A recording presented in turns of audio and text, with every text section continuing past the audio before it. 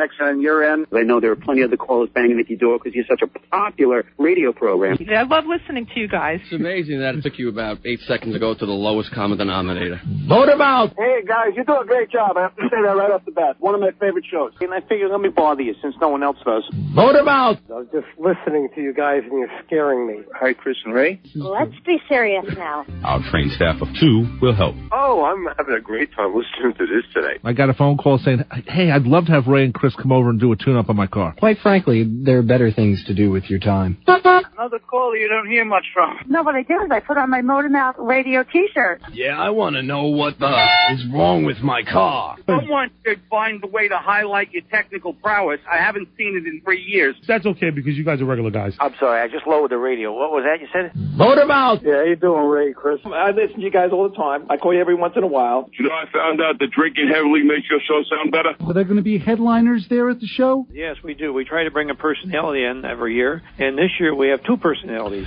I know it's not us. There are answers, sometimes correct ones, and we may have them. Motormouth Radio, 90.3 FM, WHPC. Motormouth!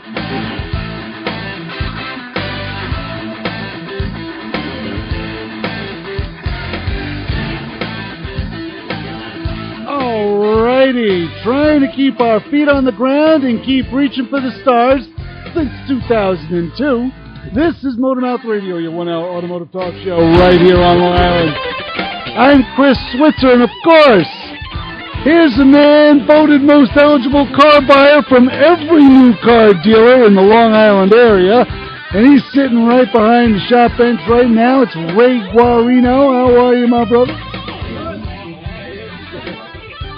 Yeah, wait a minute. I'm speaking. So glad we prepared for this show. And of course, also, Obi-Don Cannoli, the technician's technician. I had 2 mics, so I was smoking out of both sides of my mouth. The man in the clouds, and the individual I affectionately call Uncle Evoonge. Joe D is here with us.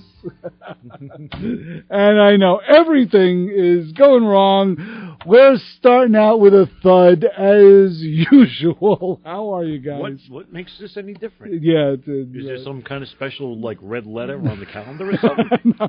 It's the usual mayhem. Usual insanity going on here. It's Motormouth Radio. It's a 1-hour automotive talk show if you don't know the rules of the game here. And we are also on VonLive.tv/Motormouth Radio. Where are we?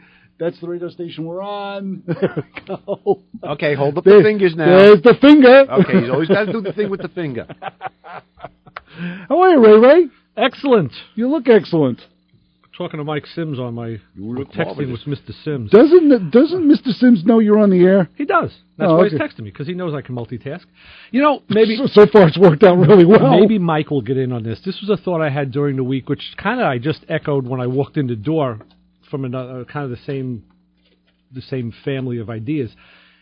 I was driving the other day, and I was going to go have breakfast at the diner, and a song came on the radio, and I actually hoped to get stuck for the red light that I knew was a long red light. That and never happened. I could have gone through the light on the yellow, and I stopped for it just so I could hear more of that song. And my question is, what song would either you guys or Mike stop for to do that to? Wow. Well, that's a rather long list because... Oh, I know. I know with me, it's like, oh, wow, I haven't heard that in 1,000 years, but... this one just happened to me 3 times in the last month. It's a prog rock group. I'll give you that. You know how much I like my prog rock. Kansas? No, not Kansas. A lot shorter than that, but... Yes. It was Yes, Yes song. And when this song is one of the ones that makes that hair on my neck stand up, it's just because of the organ and the way the guitars progress. Starship Trooper. Oh, yeah. Let me tell you something. That song just really sends me over the edge. You were close to the edge. I was close to the edge, right. Right. So, Chris, anything like that does ever happen to you? Would you stay at a red light or hope to get a red light or a long crossing so you could hear the remainder of that song that was on the radio? Any Frank Sinatra tune. Okay. Any one of them.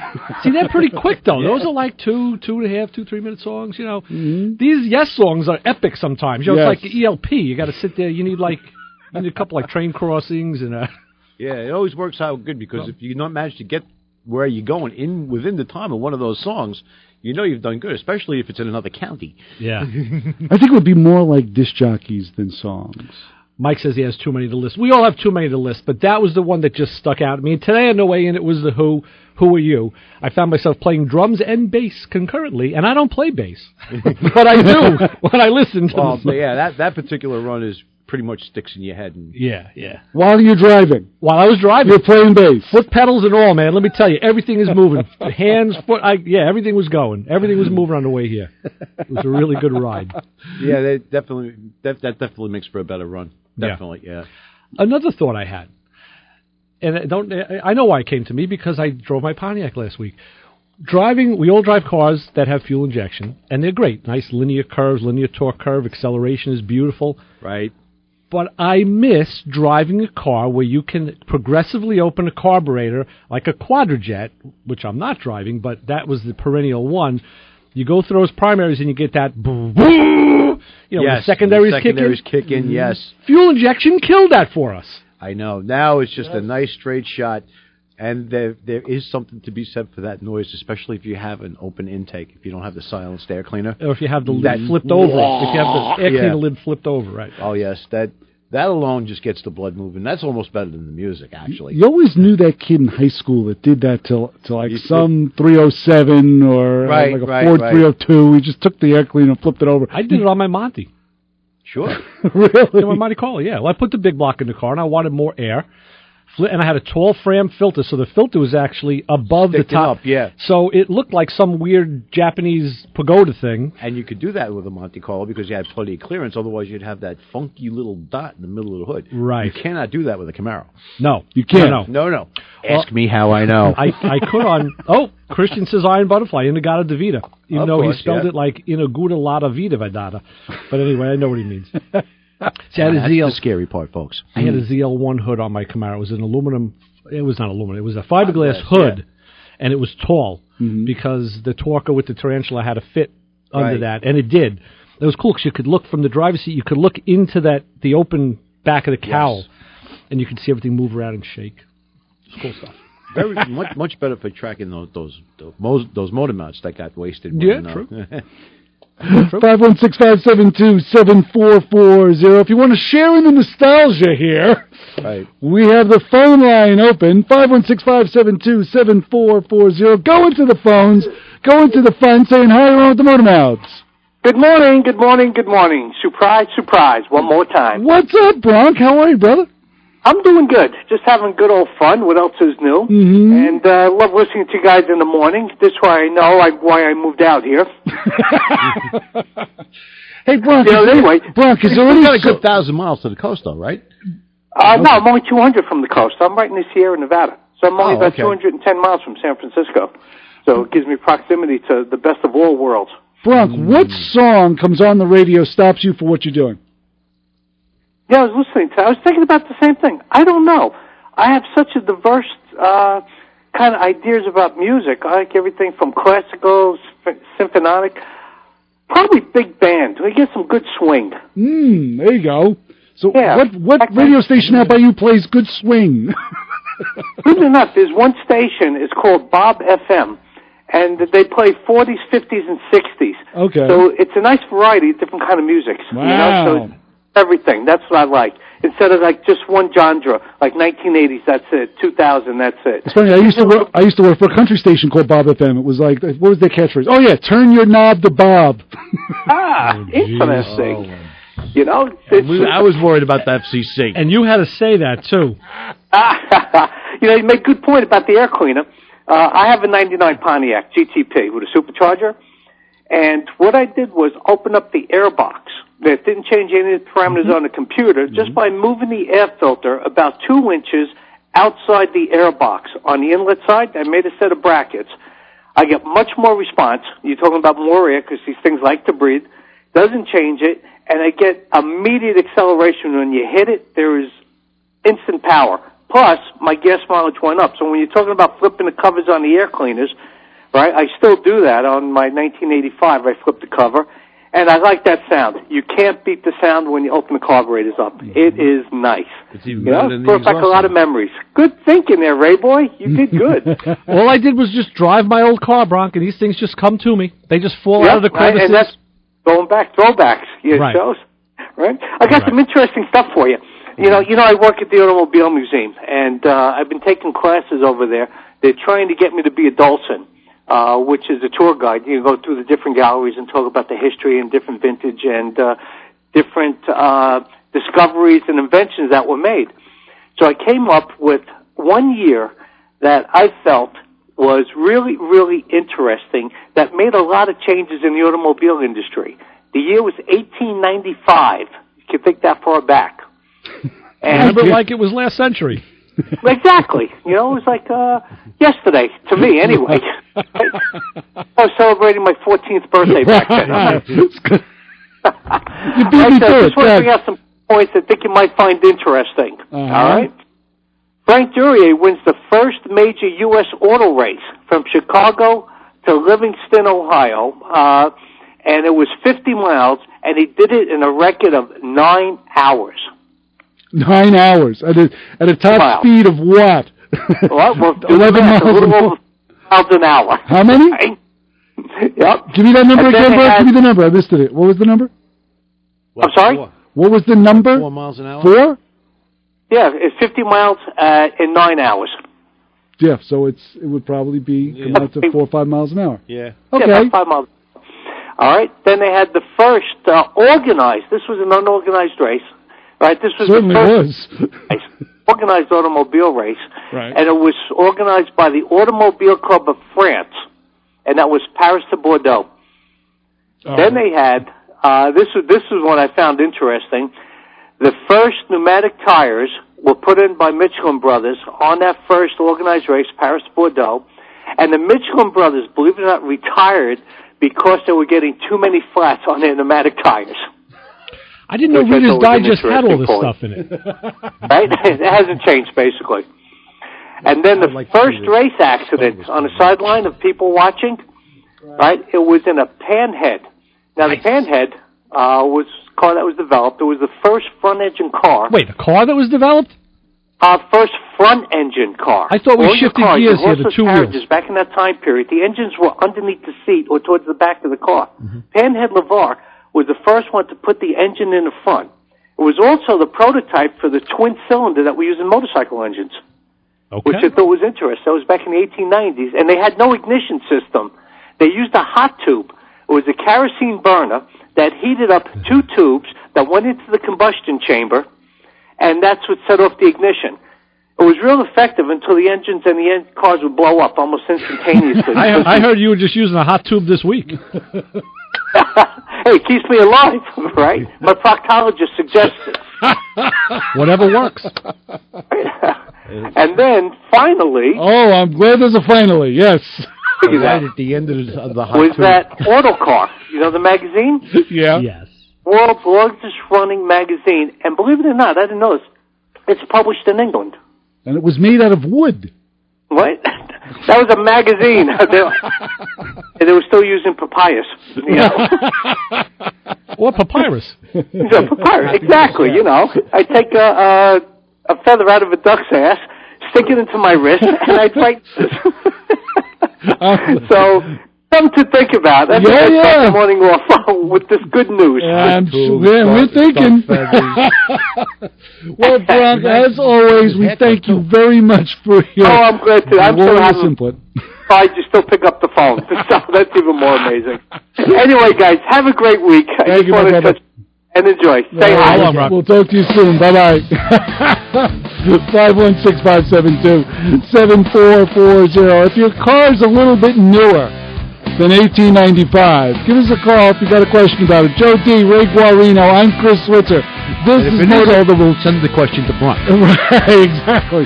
And the Motormouth Radio Honor Group of the Hour, drivers that have gotten in the way of flying birds. That's right. If you see a puff of feathers on your own, you're part of the Motormouth Radio Honor Group of the Hour. So keep it where you got it. Got a lot more of this mess coming your way. Plus your calls at 572-7440. Stick around. Quite frankly, there are better things to do with your time. Motormouth Radio on 90.3 FM, WHPC. WHPC 90.3, the radio voice of Nassau Community College, is looking for individuals, businesses, charities, or organizations in our local and global community that would like to donate to support our radio station. Whether you listen locally or online, here is how it works. Go to our webpage at ncc.edu/WHPC and click Donate Now. Or if you prefer, you can send a check to WHPC Radio, 1 Education Drive, Garden City, New York, 11530. Make check payable to the NCC Foundation. In the memo of your check, write WHPC Donate Now. Any contributions will help defray our operating costs, and it's tax deductible. This message was brought to you by the radio voice of Nassau Community College, streaming online at ncc.edu/WHPC.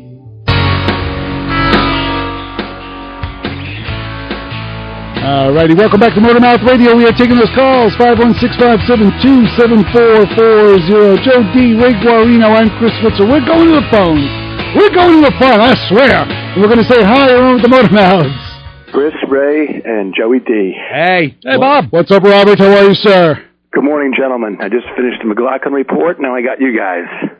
Okay, then. Now, there's a right, slide. so, one's credible, one's incredible. Mm-hmm. What was that? The auto show topic. Yes. Auto show.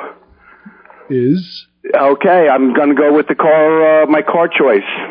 Yeah. Okay, what was for the show at the Javits Center we're talking about, right? Yeah, it was actually a great show. You know, all these manufacturers are putting out decent, affordable vehicles. I don't think there's anything bad out there. I like the new Buicks. Yeah, I think you're right. Yeah, they got you know, it's funny you say that because when we had turned the corner and walked into the Buick display, it was kind of striking. Why is that? Well, they have it. Their new flagship's going to be coming out, and they said it was relatively close to what they're going to be manufacturing.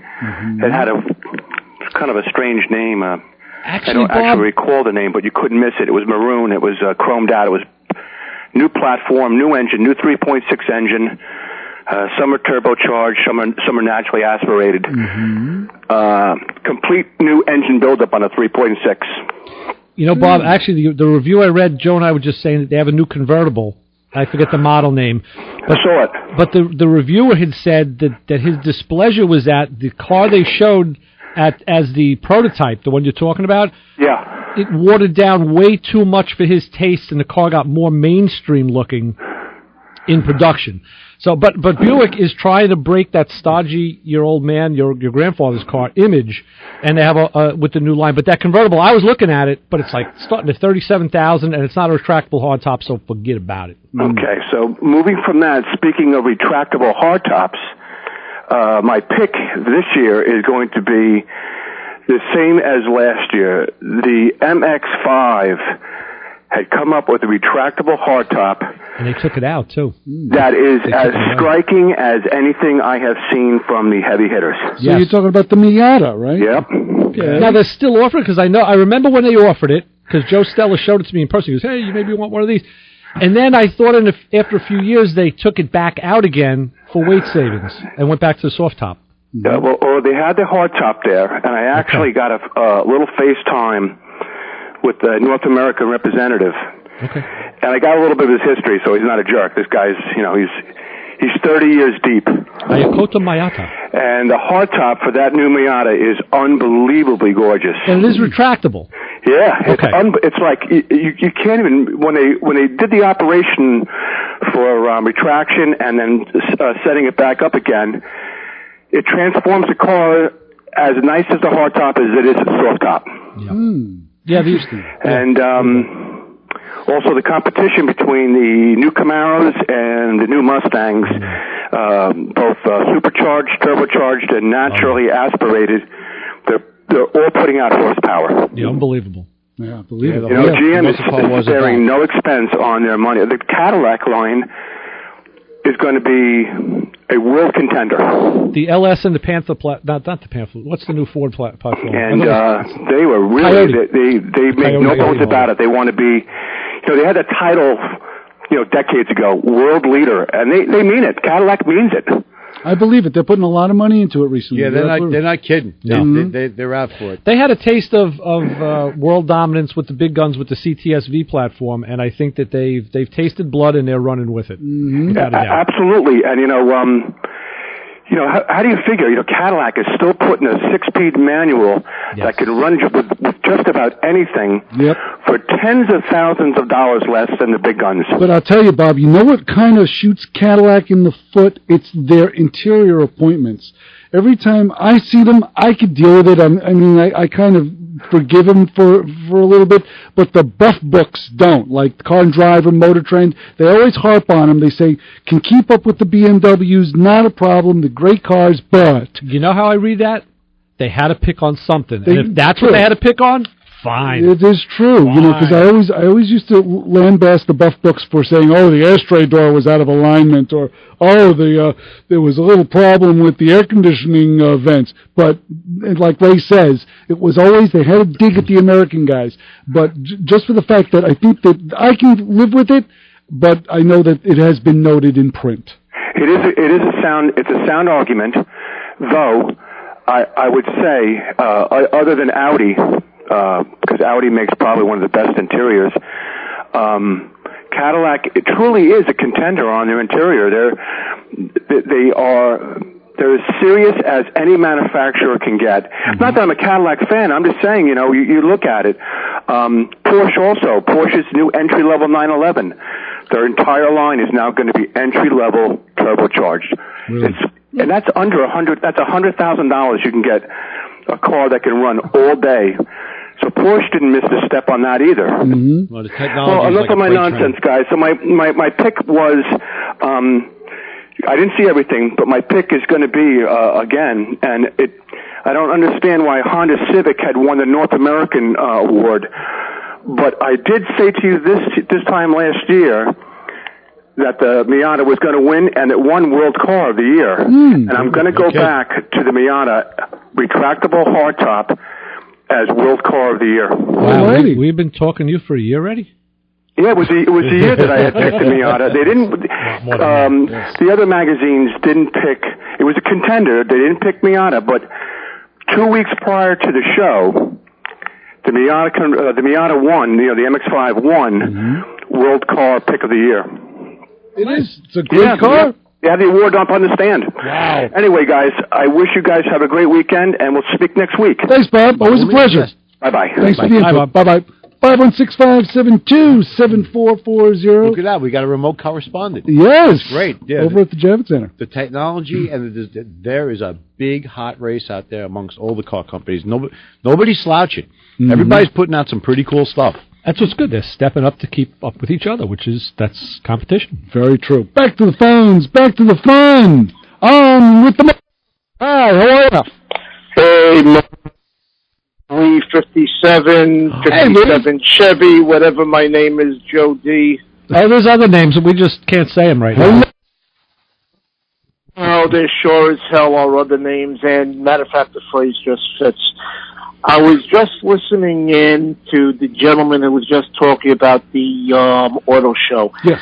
And I just wanted to pipe in. My wife and I were down there last Sunday, and I got to tell you something. It was basically the best auto show I have been to in more years than I would like to count.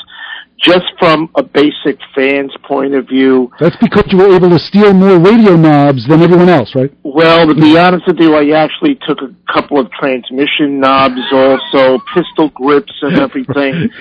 And, nobody knew any better. The only bad thing that... I got to tell you something. They don't make nice cufflinks. You got to stop with the cufflinks, okay? Wow. Okay, sorry, go ahead. That kind of reaction. Why I do this, but as Joe D knows, I had a bad night last night. I almost lost my wife's father, but he's getting better today. I feel that I just had to call in, and I needed a laugh. And I saw Joe on the video, and for number one, Joe, nice of you to dress up for the show today. Thank you very, very much. Boy, critics, huh? At least he's wearing pants this time. Yeah. Well, yes, he is. But no cufflinks. he's wearing that same bullshit gray sweatshirt that he was probably born in, but hey, what the hell? Well, thank you. Now I have It's a TARDIS sweatshirt, if I remember correctly. Yes, it is. It's a Doctor Who shirt. Yes. So it's acceptable. Yeah. What I wanted to say is that number one, I'm sorry that I wasn't at the show the other day when the Porsche caught fire. That by all means would have been fun. Mm-hmm. I still don't know how it happened. They were moving the Porsche in, and somehow the rear wheel or whatever totally burst into flames or something. But a couple of the cars in which I did want to mention. Number one, as Joe knows, my wife's been driving a Ford Escape, a couple of different Escapes for many years. Ford never gets it right. They should leave well enough alone. The new Escape, both my wife and I cannot fit in. Our legs, there is no proper leg room at all. That's Ford's mistake, number one. The new Jeep, the Jeep Renegade, looks really nice. Right. But I read online a couple of the reviews and everything, and now all of a sudden I'm like, you got to be kidding. Well, it's like it's a little light truck. It's a little like trucklet. And it is a Fiat. It's a Fiat 500S or whatever, just with a couple of Jeep names on it and everything. Mm-hmm. But I mean, look-wise, appearance-wise, it is a nice little car. But what I keep hearing and reading about is that the engine, number one, you could hear it from here to the west side of San Francisco, that it's really bad and that it doesn't handle well. Mm-hmm. But, when you look at the Jeep, it looks terrific. Now, number three, and matter of fact, I'll save this for the best because Joe's seen me. He's known me for years. Joe D., the Dodge Charger, is one beautiful piece of work. Yeah, I can see you in that. And I've never considered myself a Charger fan. I never considered myself that I had the build or whatever for it. I got into that car. I swear to God, I fit in like a glove. My wife took photos. Everybody at the courthouse keeps telling me, Lee, this should be your next car. Yeah. So all I can say is Charger ownership. The Charger is a beautiful, beautiful car. Yeah. And don't be surprised, Joey, if maybe one of these days you'll see me pulling into your little parking garage, driving that baby. That would be great. Yeah. And, again, I just wanted to say that for people who haven't, I know today is the last day of the show and everything, but for the plain, basic fan, not the real souped-up type of guy, hot rod guy, whatever, but I got to tell you, it was one enjoyable show. And I won't tie you up. I will continue to listen in. And you guys, as always, do a great job. Have a fantastic day. And Joey, in case you don't know, over at Tony's place, there is a 56 Chevy Bel Air sitting there. It's a 54. I sent you photos the other day. I don't know if you got it. I got it. It's a 54. I walked past it yesterday. It's a 56. I'm sorry. No, it's not a 6. 56 looks more like your car, except no fins. It's like a 54. Well, I'm sorry. My brain isn't sewn up right. Yes, it is. It is a 1954, and not a bad looking car either. But anyway, guys, all the best. Joey D, you know where I am. Everybody, take care. Take care, man. Take care. Thanks, man. Thanks. Bye-bye. Pleasure, guys. Always a pleasure. Bye-bye. Bye-bye. 516-572-7440. That's two correspondents from the Javits Center. Yeah. There you go. And you know what? The Charger's a Ford, though. It's got Lee's name written right on it. Yeah. Joe D, Ray Guarino, and Chris Switzer. And, of course, you can check out the show on Performance Motorsports Network. You can also check us out on iHeartRadio. They're proud. We're coming your way right here. Plus your calls at 516-572-7440.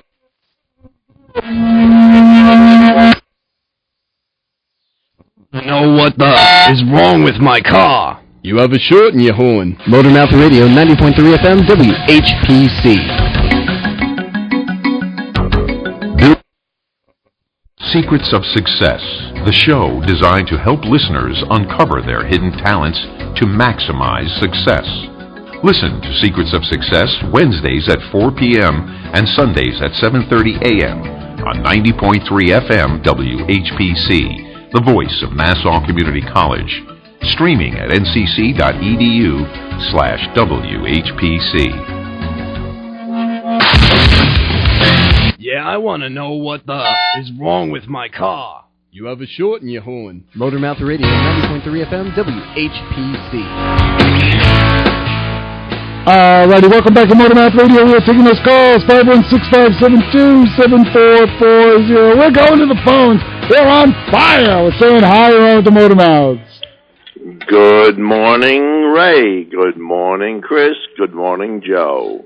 Richie, Almighty Yang, how are you, sir? Hi, hon. Good, sir. I enjoyed the critique on the Charger as far as the fitment of the gentleman into the car. Right? Yes. They didn't even have to grease the sides. A few customers with recent Chargers. They still seem to be plagued with quality control problems, i.e., 700-mile cars slammed the passenger door and the mirror fell off. Oh, gosh. The elderly woman said, is this metal strip supposed to be on my pocketbook? The window reveal molding on the, not the same car, I might add, was accompanying her into the restaurant.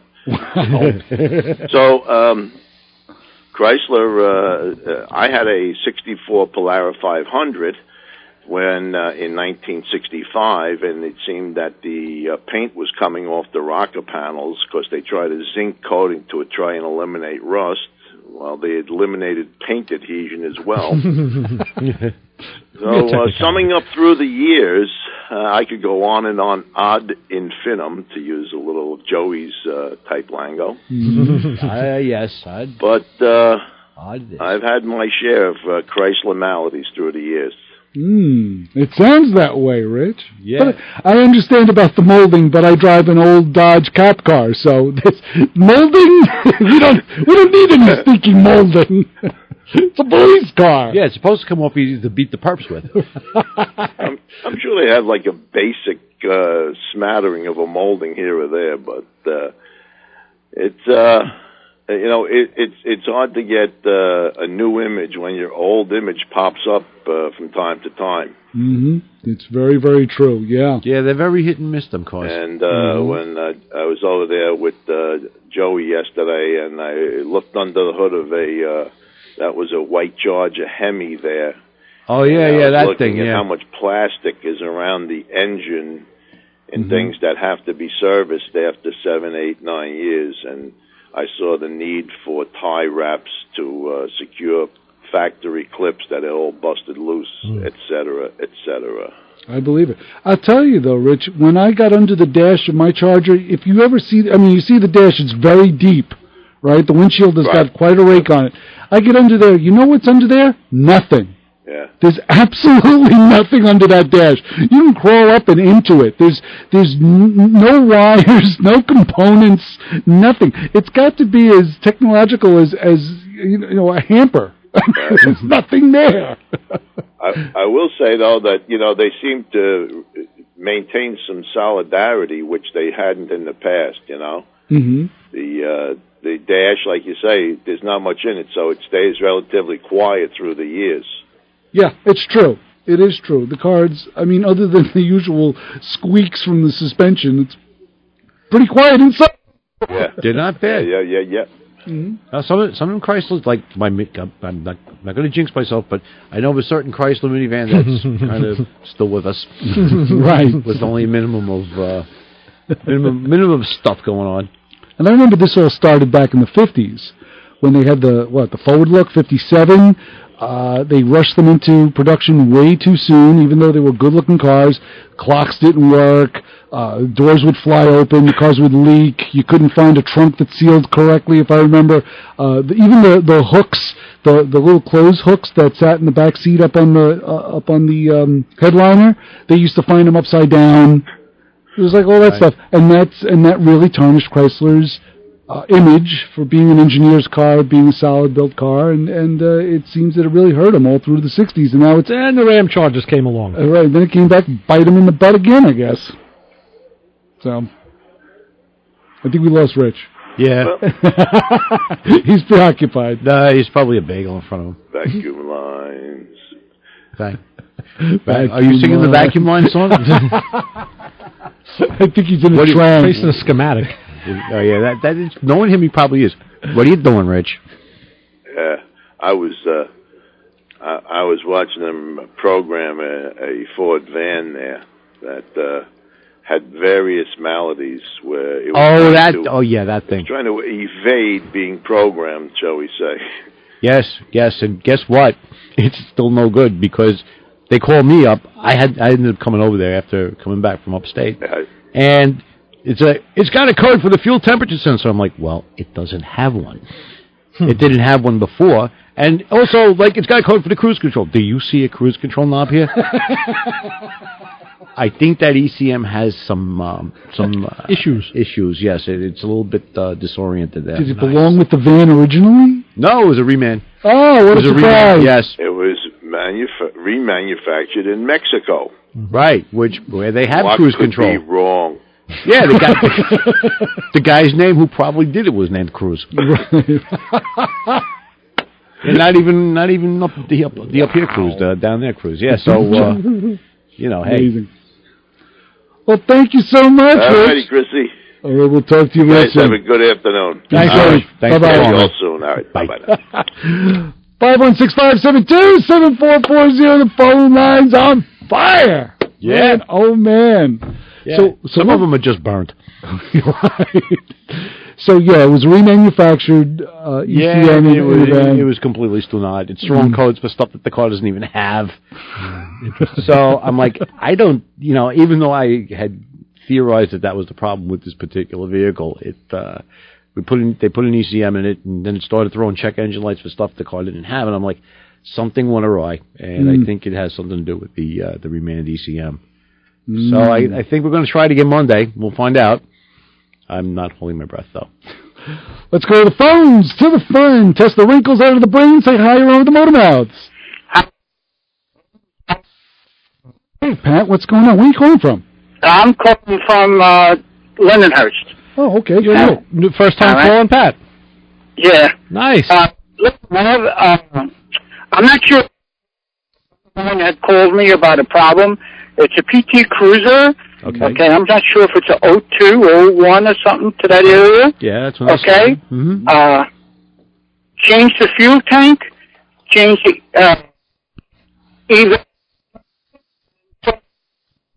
and will not accept fuel. Not accept fuel? In other words, it's not going in there. It kicks back. The fuel kicks back, yes. I read about that. Did the same exact thing with the old tank, and they changed, the tank was changed. The same exact thing with the old canister, old emission canister, and the evap canister. Well, Pat, I have to say this. You do know what new means, right? Never, ever. Maybe it's the same, like the same type of production run as the old stuff, and the fault just follows through with the replacement part. Yeah, that's one possibility. We have seen that with brand new parts all the time. However, I'm sorry, go ahead. No, go ahead, Joe. So it does the exact same problem, and who decided that? What happened was, at first it wouldn't take going by volume. Right. It went from putting in $2 worth to $1.50 at stopping. And then it would stop, right.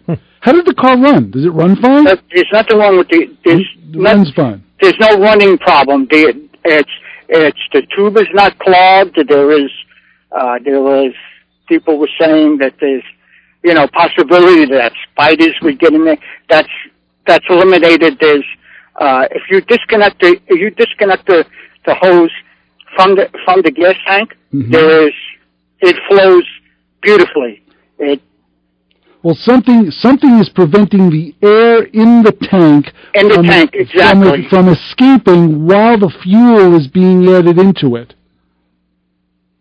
That's what's happening. What happens if you disconnect the vapor lines where they go to the canister?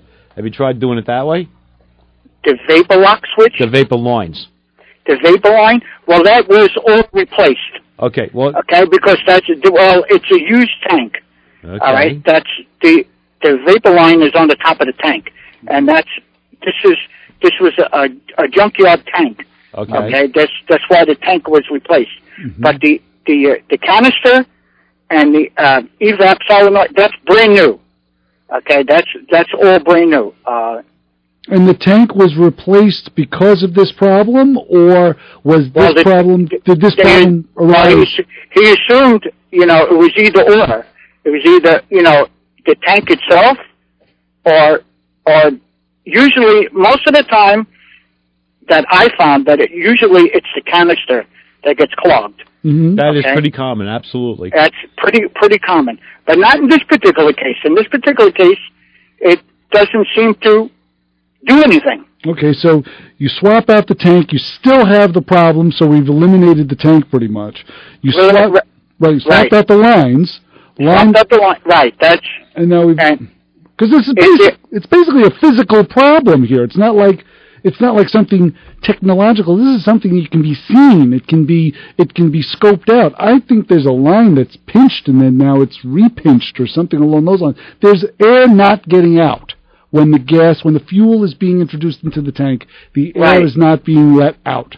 Right. Is there anything that you know of, like obviously another solenoid that's hidden somewhere, or something that there's? I mean, it would trip a code. There's no codes. Okay. The car is in excellent shape. It's not junk. The car is perfect. Right. The car is in excellent shape. But it's just started fairly recently? This is not the first one that we encountered. Okay? And most of the time it was cured, not even replacing the tank, but by just replacing the canister. You think Identifix would have anything on that? They might, but I'll tell you something right now.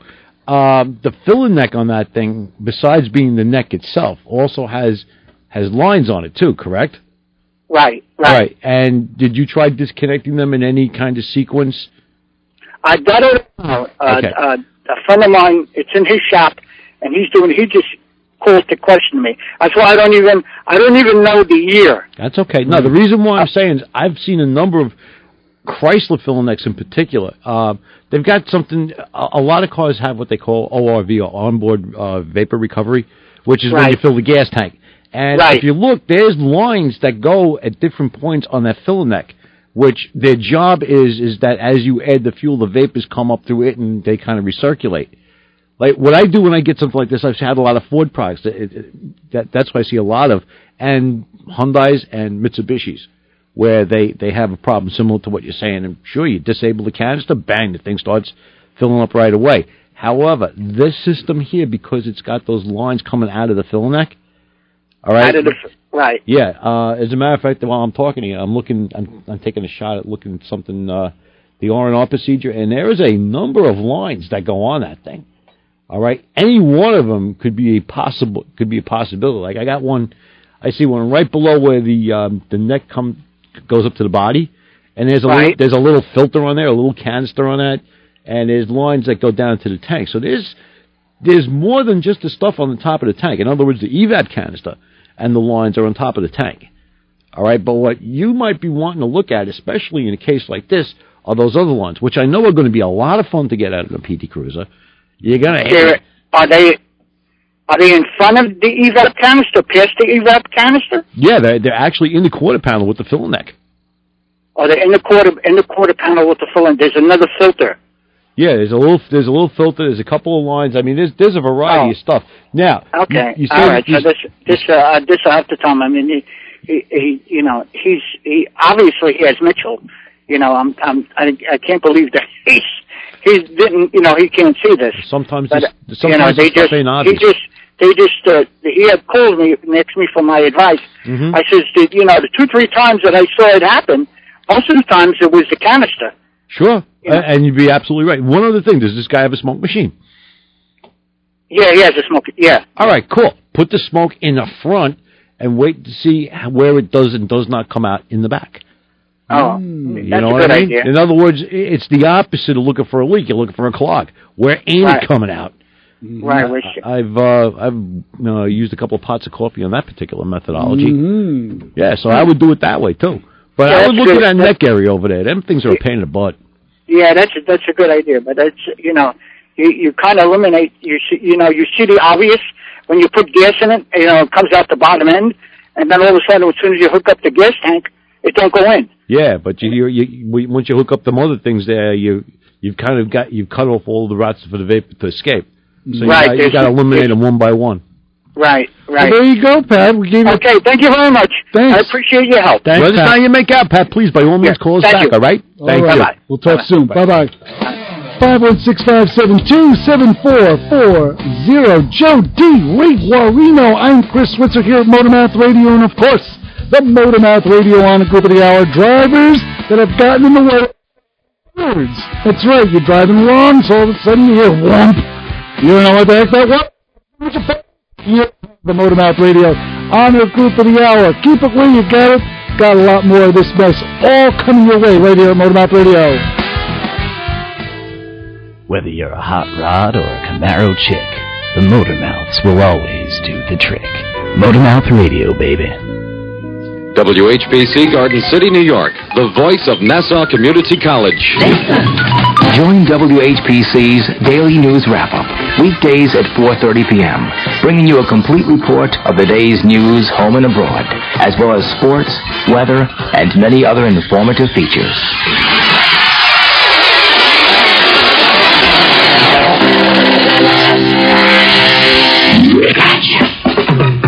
We're Long Island's FM alternative. All right, welcome back to Motormouth Radio. 572-7440. Joe D. Ray Guarino. I'm Chris Switzer. Phone line's on fire, but it's open now. 516-572-7440. There's your phone number. I was wondering from Pat if that gas was going to flow not as quickly, like if you were able to trickle it in. That would. What happens is because the gas nozzle has a vapor cutoff, because that's what cuts you off. In other words, once you achieve a certain pressure, you ain't stopping. You ain't flowing, I should say. So at that point, that's really hard to gauge. You know what I mean? It's not like you're having something that you can control. That stuff is completely out of your hands. What happens when sometimes you'll pop open a gas cap, getting ready to pump gas, you pop it open, and you hear that sucking sound? Oh, yeah. It's vacuum. You're releasing the vacuum. So actually, you're introducing the airs. Right, so you're drawing gas out of the tank. Is there something in there that must be clogged because I'm thinking that there is a tube that is going to allow air in? You see, that's another thing that he didn't mention anything about the car stalling out. Remember back in the day, you used to have a car with, say, a non-vented cap when he should have had a vented cap, and the car would, like, stall and stuff. Right. Or, like, collapse the tank or something. No mention of that was made. This is just it wouldn't put gas in, which a lot of times is an evap-related issue. Yeah. However, you know what I mean?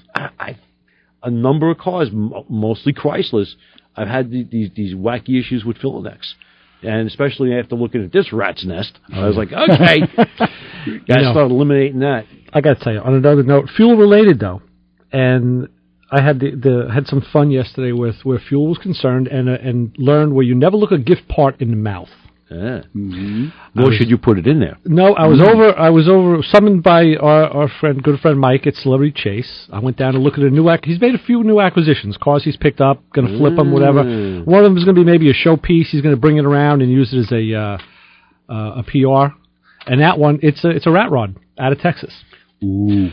So kind of cool, small block Chevy in the thing with 2 4-barrels, and he couldn't get it to run. So, we tried everything, gas in the carburetor, starting fluid. And I said, okay, we got to go a little further. He said that it had an electric fuel pump in the back that was hanging. So Oh, that's always good. Yeah, there was a second one, so he hooked up the second one. The first thing I noticed was, all right, I'm looking at 1/4 AVS and 1 AFB. One was older than the other. Lovely. And the guy had it hooked up so that the front carburetor was swapping. Yeah, it was. A fuel pressure regulator up between the carburetors, so the fuel came up, fed the regulator, and then over to the two, that regulator word again, fed the two carburetors. I said, Mike, we don't know what the pressure is. There's no, usually everybody puts a gauge on these things. Sure. And you got an electric pump, so we don't know if the pump is rated for the carburetors, and we don't know what the pressure is. So that's our first thing. And no start, no run. So we ended up basically going down to one carburetor. I don't think the back one was even being used, so we had plenty of fuel flow out of the supply line. And we get the thing to run, fire up and run with kind of open headers. He put the headers on the opposite side of the car and inverted them, which was really kind of cool. Yeah. Mm-hmm. And it ended up being that, in retrospect, it's the accelerator pump that was bad in this thing because the floats were totally whacked. Those cars have two floats. They have totally that funky, forky looking thing there, yeah. Mm-hmm. Fixed those. The pump looked good. It didn't look bad and it wasn't destroyed, but we wouldn't get actuation. So Mike says, hey, you know what? What about that carburetor that a guy dropped off for his son's car? Now, Mike's son's car is a 70 GTO that, of course, takes a quadrajet, and the guy brought him a later model Edelbrock, which is a copy of the AFB. Of the AFB, the ones I have on my car. Mm-hmm. And I talked Mike out of using that on his car. I said, no, then you got to use an adapter plate and all of that. Stick with the spread bore. So he brought it over. I said, let's see. I said, we can swap that thing in about 3 minutes. It's the same bolt pattern. Mm-hmm. So 4 nuts later, 4 nuts, 2 bolts, drop it on, put some gas in it, and the thing just fired up, roared to life. The shop filled. The guys on the other side had to be thinking, what the hell is going on over there? Because open head is... we got about to the eye-burning stage and said, all right, let's kill it. Yeah. But now at least it's drivable. He may even hook up the electric choke. And, yeah. That means you still had a certain amount of misfires going on there. Yeah, well, yeah, it's rich. Yeah, we don't know when the last thing... The guy said he sold it to him. It was running, and then it was now in not running condition when he sold it because they felt that it got wet and something happened. Anyway, it does run, so he's happy. Cars don't like the gasoline doesn't like to sit anymore, and depending on when the carburetors were made, we found where I worked that the a lot of the older rubber components, anything that's more than about maybe 5-6 years old at this point, that stuff just decrepitates real quick. Oh, yeah, absolutely. So, they say it turns within a few months now. Yes. Unless you treat it. Yes. Wow. Very, very, very strange. Let's go to the phones, to the fun. Hi, you're on with the Motormouths. How you doing, Chris? Steve from Plainview. What's up, Steve? What's going on, bro? You guys were talking about the full-size Chrysler cars. I was just wondering, are they still underneath the architecture? Remember when they first came out with the 300? There was supposed to be a Mercedes underneath because Mercedes owned the company at the time. Did they engineer that out of the car, or is that still basically that Mercedes platform way underneath there? Well, it's still the same Chrysler 300 platform. They just keep updating the fronts and the backs of them. But it's so under all the niggling problems, there's a good design under that car. Is what I'm trying to bring out. Well, it's a pretty time-tested design. Yeah, I would say it is a good design. But is it Mercedes engineered? Could have been. It was engineered during the old Daimler Chrysler days. So I believe it was actually a Mercedes platform, from their ML SUV or something, with the identical parts when he first came out. It was a lot of time. You don't hear that anymore, but when he first came out with that line, it was a big thing, a big hidden secret. You could buy a Mercedes for half the price. Right. I was wondering if that's still under that car. Yeah, probably. I wouldn't be surprised if it probably is. Some of the basic architecture, I don't think they really redid the thing completely. There's a lot of leftover Daimler Chrysler.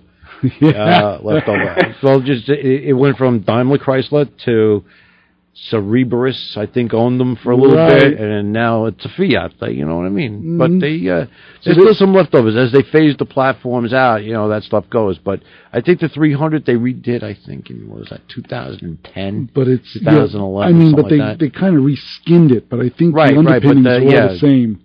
The framework, the architecture is the same. Yeah. So we're going to go with a yes on this one, Steve. Okay, thank you very much, fellas. Have a nice day. Take care. Take care. Bye-bye. 516-572-7440. There's phone number. Chris, along with what you were saying, Christian had said that back in the day they were getting Honda motorcycles where the fuel tanks were just collapsing on themselves because the vent line was pinched when it was manufactured. Right. And the problem was the tanks on those bikes, like the later BMWs, were just like a tin tank that were covered with bodywork. So the bodywork doesn't move because it's not really the tank. The tank is inside, and you wouldn't see it until you had a failure, and then when you worked on them, you'd know. So. Mm-hmm. How was that? So, yeah. But that Volkswagen commercial, it's definitely shocking. Yeah, that's pretty much what was happening. Far from grooving. Yeah, there you go. It's funny you should mention that, Ray. I had an exhaust system on the 74 Cadillac one time. It was like a dual wall exhaust system. Oh, yeah. And the inner portion collapsed. Talk about keeping it quiet. Collapsed. Yeah, the car would bog at high speed, and it just got progressively worse and worse as the restriction got closed more and more closed. But you like that because in the clogged cat. No, you like that because then the belt turns slower. Hey, look, we can read it in slow. But we couldn't figure it out because you looked under there and you didn't see anything collapsed. Right. Because people would say, "How's the exhaust?" And that's when guys. I bought years ago an exhaust pressure tester. Right. I had the old one. I used to just pop a hole in the pipe and then hold it up. Yep. And read the pressure, and you take like a sheet metal screw with a piece of inner tube or something, or JB weld and just stick it in there. Or if you want to go and get the weld, you'd put a dab of weld on it. But or you could use a vacuum gauge. Or you could use a vacuum gauge, right? That's in that chart they show you with friends, with all the pictures of the vacuum gauge, what it's doing. Yep. Plugged exhaust. Yeah, the one where it's all the way down. Yeah, a lot of times you could see at least the beginning of some of that stuff. Basically, when you're doing a vacuum test, you should have, let's call it 18 to 20 inches of vacuum. Right. All right, when you snap the throttle open, it's actually going to go up an inch or two. And then if you crack the throttle wide open and let it snap shut, you should have 3 to 5 at least inches more vacuum. All right, if you don't have that big jump up, after you drop to zero or close because you have negative pressure, you'll go down to zero, then it'll pop up again. Yeah. It's got to go real high for a minute. If it That's doesn't what go high. That's what I like to do on a highway. I put a vacuum gauge in the Pontiac, and one of the things I love to do is I'm cruising and I'll let off the gas. I just like to watch the vacuum gauge, and I use it as like my I've always used it mileage meter as a gas mileage meter because when you're on a highway, if you just take your now you know once you use one where your vacuum should be, just take your foot just a little bit off the gas and boop, you'll pop it up like that sweet spot. Couple 2, 3, 4 pounds. So when it pops up, that means you're using less gas? Yes. Yeah, the higher the vacuum, the less of a load. More efficient. efficient. Yep. Okay, so the lower the vacuum, the increase in load. If you just flat punch it, that thing goes right to atmospheric. Yeah. Because you're dumping all the vacuum out. Well, that's because there's no restriction now. So it's like right. You're just sucking right in. What was that again, Jeff? Very nice. Sound like my cat. Yeah, I didn't even handle headballs or nothing. I tied it back this morning. Nothing got in there, I swear. Very good. Gentlemen, we've done it again. One more time. We've burned it. Burned another hour around. Right here, Motormouth Radio. Nice. Glad to say one more in the books here. For Joe D, for Ray Guarino, I'm Chris Switzer. This is Motormouth Radio. Thank you so much for calling. Thank you so much for being here with us. And, of course, the information we always love to give. Don't follow us home. See ya! Bye. Yeah, we didn't close.